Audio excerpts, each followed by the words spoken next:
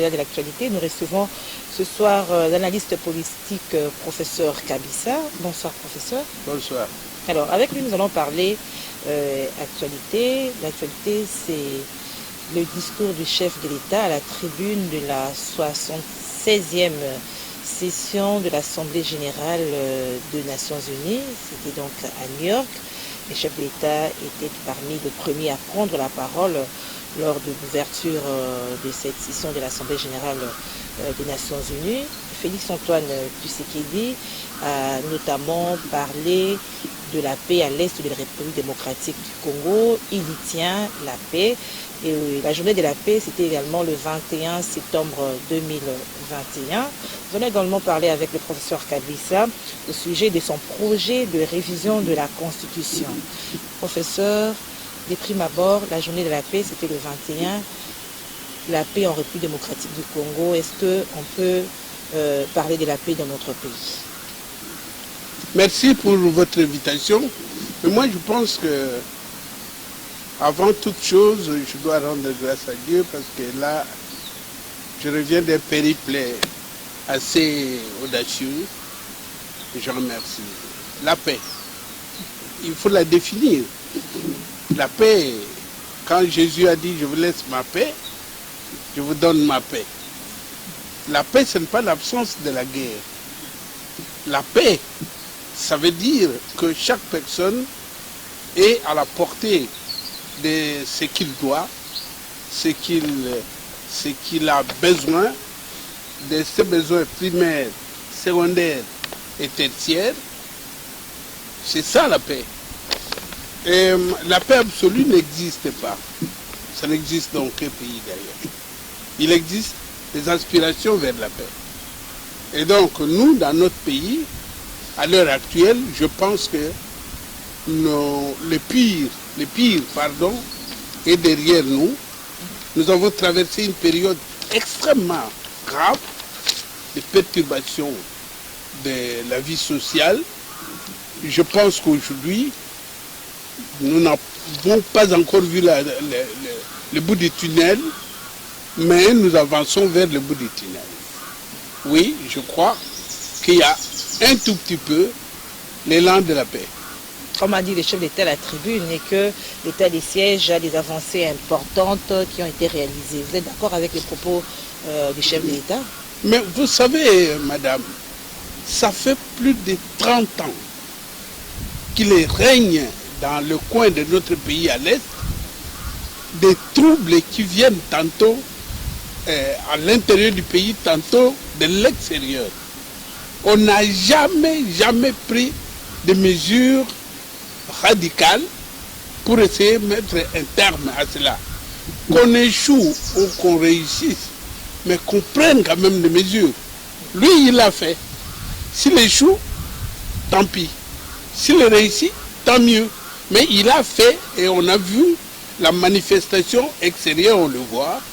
Je ne viens pas ici pour parler, les défendre, mais moi, je suis criminologue, j'analyse les choses, les phénomènes sociaux.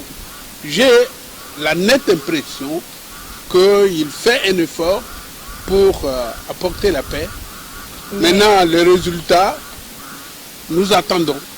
Il faut attendre justement, parce qu'il n'y a que de rapport en rapport par rapport à... Il faut que chaque Congolais s'y mette. Il faut que chaque Congolais s'y mette. Le climat déserteur que je vois à l'heure actuelle ne contribue pas à la paix. Bolingana nano, bolingana kate, bolingi kochola baninga tro, bolinga kate muninga azwa. Mais bon, vous avez de nini.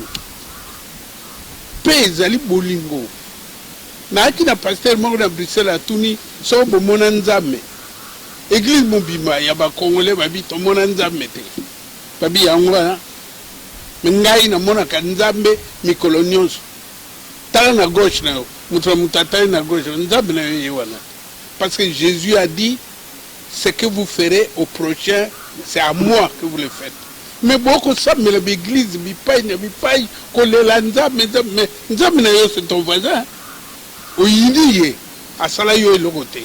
olingaka kolekisa ye na mutuka te kofinga bofingi cardinal bofingi président bofingi opposant bekofinga après bolobi nous voulons la paix mais vous êtes des malades.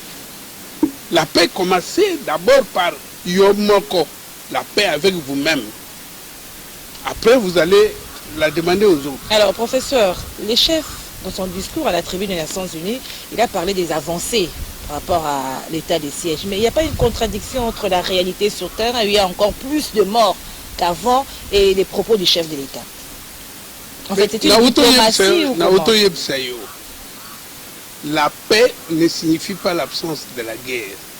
Mais la diminution aussi des actions, oui. Afghanistan, le Colombindo, est-ce qu'ils sont en paix? Entre parenthèses. La France, vous voyez qui très bien. Est-ce qu'ils sont en paix? Personne n'est en paix. Sur terre ici, au cause de la paix. La paix, c'est une conquête du jour en jour. Cette conquête-là, comme je viens de dire, il faut la paix envers vous-même. À partir du moment où bani kolinga, baninga, de paix et bandit. Donc, le président a tient en place. Au moins, ils ont loko, disait les Fonaïb Sabine. Na Congo, vous confondez pays, l'État n'a pouvoir. Aux hommes, pays est à l'État, l'État est à pouvoir. Pays est à étendre, tout ça, ma belle, tout, na batu na kati. Ça, c'est le pays. L'État est allé, armée, police, gouvernement, parlement et tout.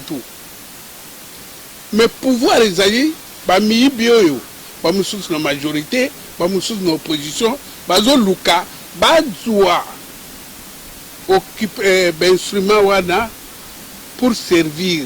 Donc, ceux qui veulent monter au pouvoir, le pouvoir qui veut occuper les instruments wana, c'est ça. Maintenant, quand vous finga des pouvoirs, vous soignez un pouvoir, mais bien vous confondez des choses. Beaucoup soit, vous moniquez par exemple, président Azana des Nations Unies. Mais il ne représente plus le pouvoir. C'est l'État congolais. Il représente l'État et le pays.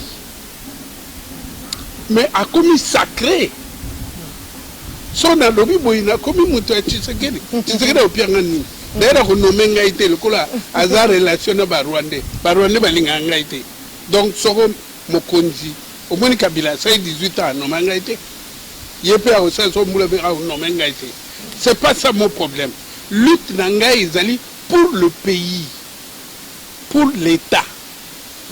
Baningo yo nzinga ya président balutaka pour le pouvoir.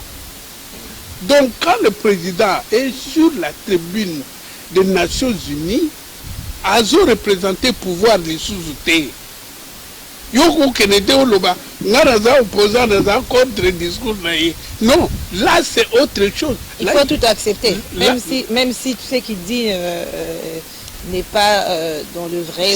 Ce n'est pas à vous qu'il dit, il s'adresse à la communauté internationale. Des problèmes du Congo. Et loko a l'obité, makamou élection, a l'obité, makamou négné, a zoko s'adresser problème ya Congo par rapport à la communauté internationale. Loko makamou ya Covid-19, loko makamou ya crise économique, loko makamou ya insécurité dans notre pays. Mais et là on est dans ma baie à Koloba. À quel coup on Koloba teke ngana zo changer capital mboka nangai to ngana zo sala chemin de fer. Ça c'est sur ça que nous allons nous battre. Je veux faire nalingi batuba comprendre nga bien. L'État n'a pays. Ezabiloko batu chakate babengo le sacré. Tandis que pouvoir eza groupe besco bakoko zwa bayokani baye kozwa instrument de l'État. L'État est appelé comme instrument pour gérer le pays. Et ces instruments peuvent être accaparés par un groupe d'escrocs. Biso to critiquer banque. To bunana banque. Mais à partir du moment où c'est au Koutani, le ministre des Affaires étrangères, tout le monde président, a accueilli Kuna Kubunde la Bisso.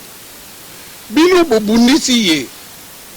Donc, notre voix, nous, Congo, et Koyo Karate, Batumusuzu Bakoloba. Donc, accueilli Kuna, accueilli Pona, pouvoir te accueilli Pona, pays. Alors, tout distingue à Kabilo qu'on a bien. Pour que Moutoua l'observe, à combien Moutoua Tshisekedi, à combien Moutoua. Vous voyez bien que je suis indomptable. Alors, professeur, nous sommes en train de parler sur la paix à l'Est avec le discours du chef de l'État. Il tient à la paix. L'état des sièges ne sera levé que quand les circonstances qui l'ont motivé vont disparaître. C'est-à-dire que ceux qui attendent la levée de l'état des sièges doivent avoir encore de la patience. Hein? Mais pour cela, faire état des sièges de la politique. Moi, je veux savoir. Normalement, mais si vous ne circuler. Non, Gisèle. Na katia parlement. Na katia gouvernement. Na katia commerçant. Na katia même certains pouvoirs. Et ça n'a pas tout. Le Kolomoko, on a dit ça. Le Kolomoko, on a Zamba Kuna. Ce sont ceux-là qui se sentent morveux, balingi état de siège ici là. Loba Dangai et Lokonini Amabe, na côté à pays, où ils ont état de siège et sali, et Lokonini.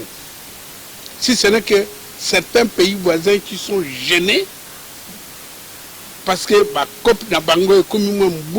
population aussi, la population aussi. Population, il y a toujours des tueries malgré le état de siège. Oui, mais état de siège, nombre de tueries, est-ce qu'il a augmenté ou diminué? Augmenté. Non, ce n'est pas vrai.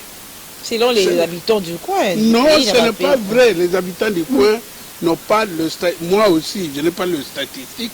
Mais ce que je sais, c'est que chaque bandit, lorsqu'il est acculé, il veut faire la démonstration que Azana no Makas.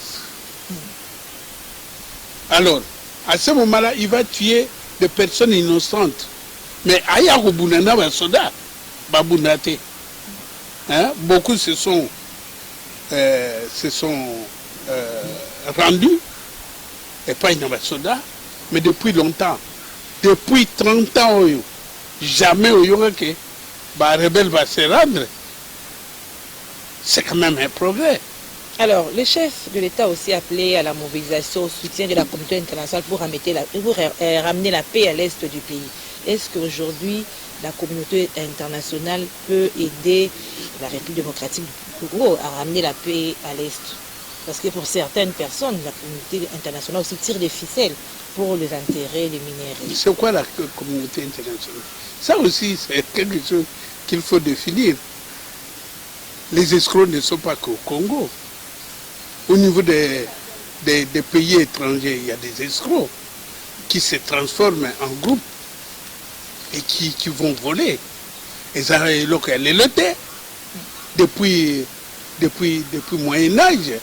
Qui ne sont pas croisade, les chrétiens, les Moyen-Orient, c'était un groupe de voleurs qui allaient piller le Moyen-Orient. Mais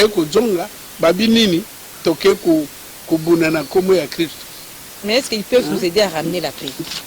Mais la paix, Gisèle, je vous dis et je répète, commencez d'abord par vous-même. Nous en avons la paix. Nous parlons de la communauté internationale. Non, la mobilisation. La communauté internationale est sensibilisée. Et ça, le coup, ngai na ndako na ngai, na mwasi na ngai, na bana toyoka na late. Na ibsa ba voisin,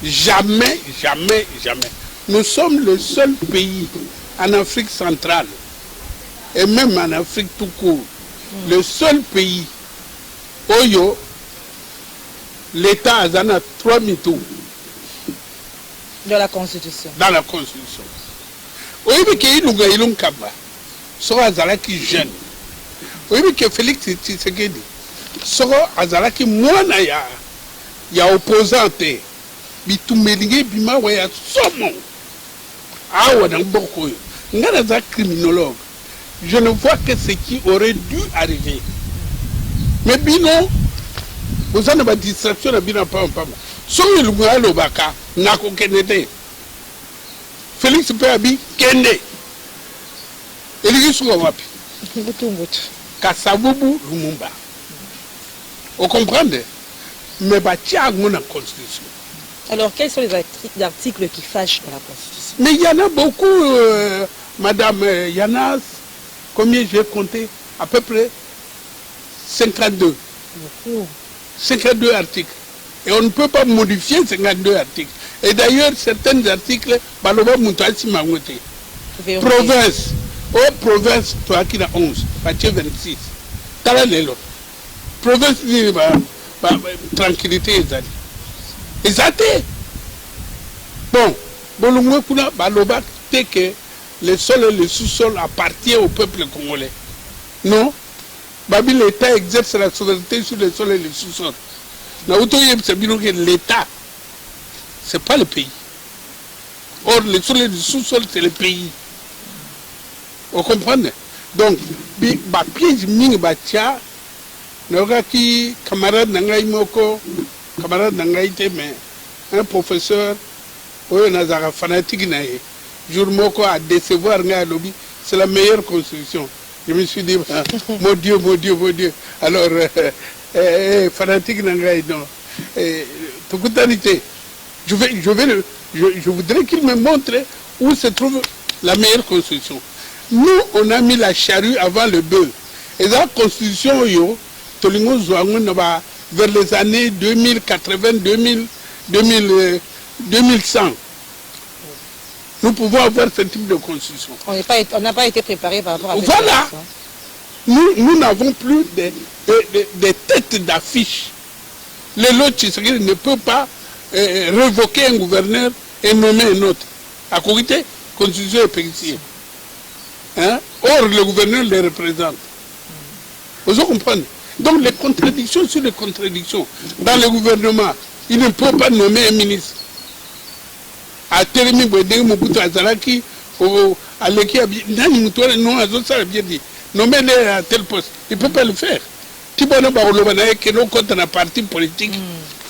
Bongo, Oya. Tant qu'il y a un parti politique, on a Binanano. Oh,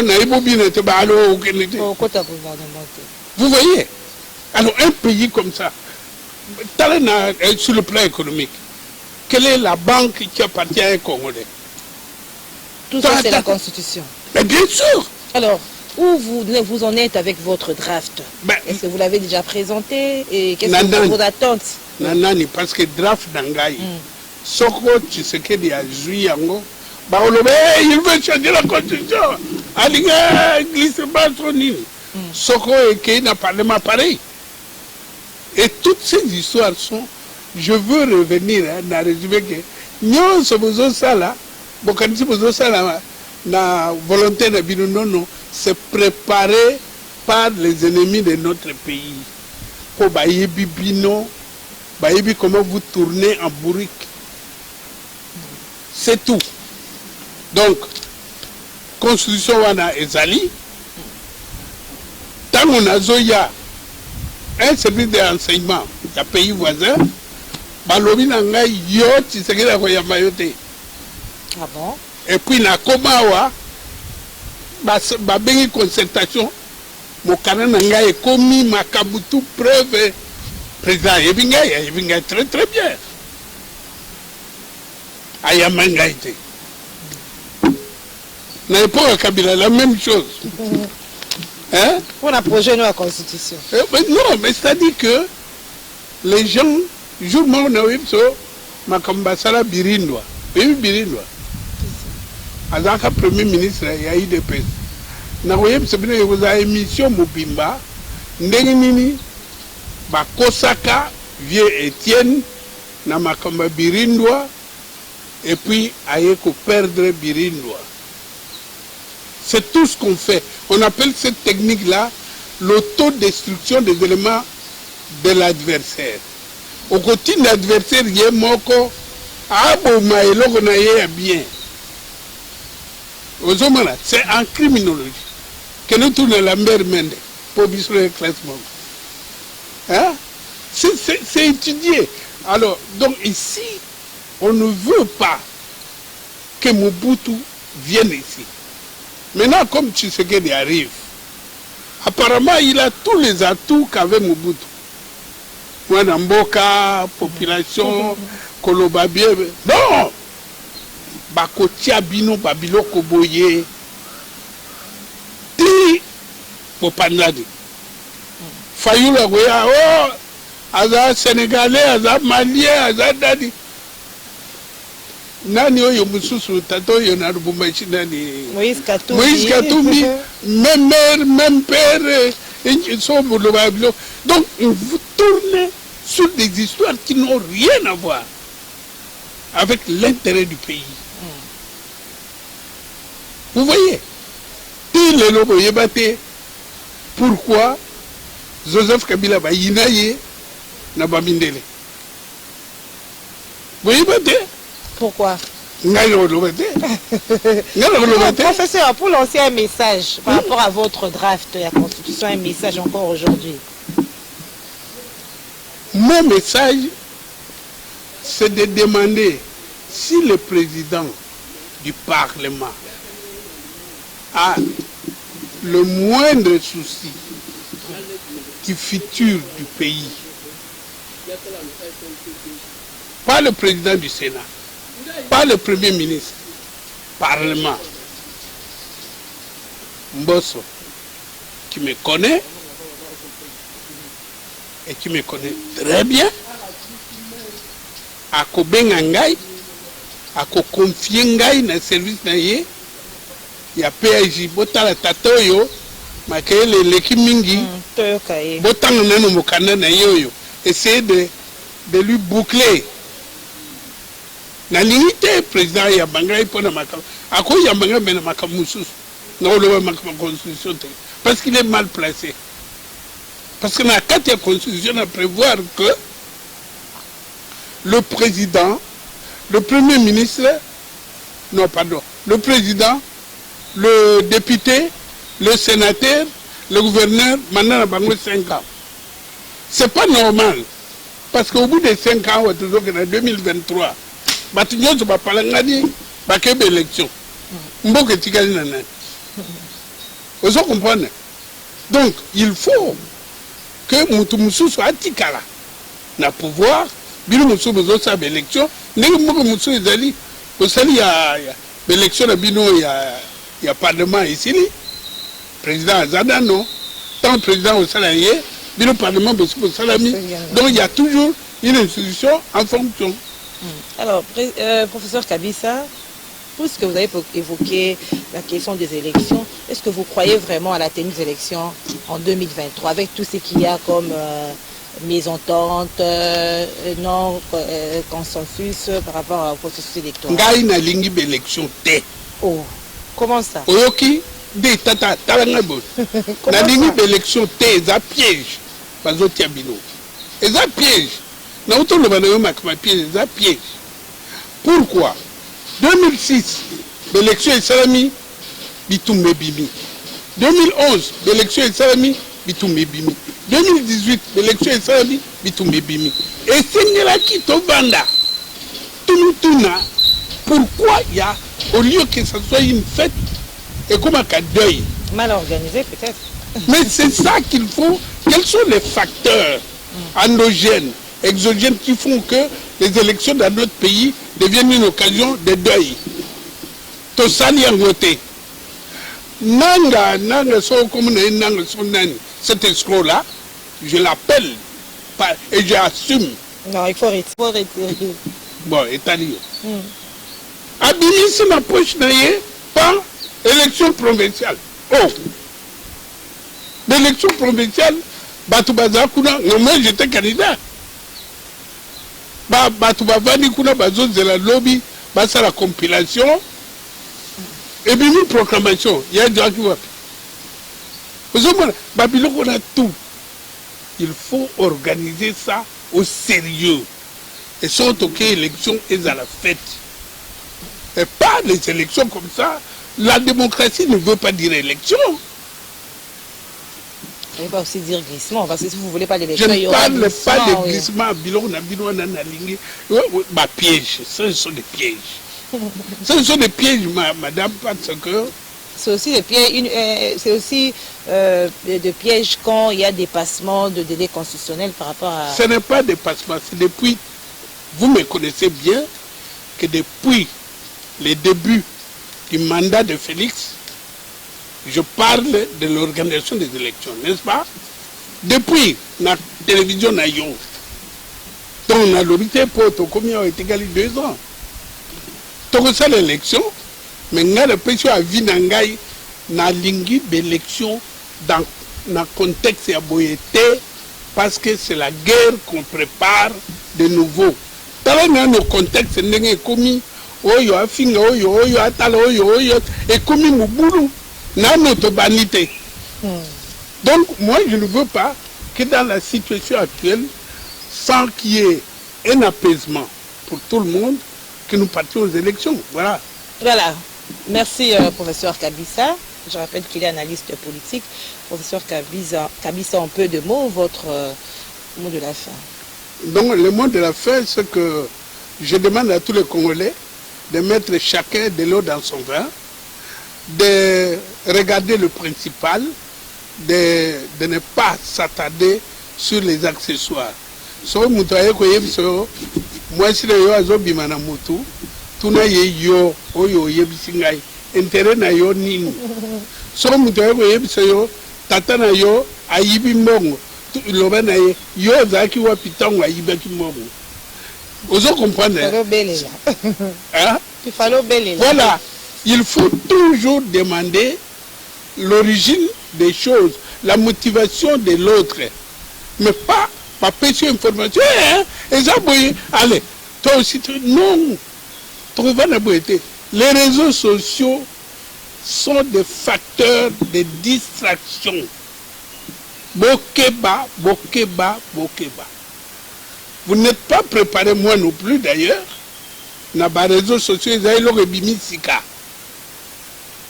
Alors, nous n'avons pas encore codifié le mode de fonctionnement des réseaux sociaux. Nous perdons notre temps. Je disais, pardon, na olobelo moko. Bana mindele, pour na utikuna, 80% va utiliser Google comme une école. Soka olobi na ye lomo pas à que tout le Google. Bana nabiso, c'est pour le porno. Pour le biloka buzoba pour la nini baninga même Google oyo et yelibiso nandako, mais on peut devenir docteur sans quitter sa chambre. Mais pourquoi nos enfants ne sont pas incités à ça que dans des bêtises? Baloka biso, hein? Donc yangwana nali vraiment, moi je m'en tiens à la jeunesse parce que pour nous c'est trop tard. Mais lorsque vous serez en compétition avec les autres jeunes, moi, c'est là où je me soustrais. Moi, c'est ma part. Merci, professeur Kabissa. Merci d'avoir répondu à notre invitation. Merci à vous, fidèles téléspectateurs du magazine Au-delà de l'actualité. Nous retrouvez, nous, chaque mercredi à 21h10 et jeudi à 13h30 sur Canal Congo, bien sûr. Au revoir.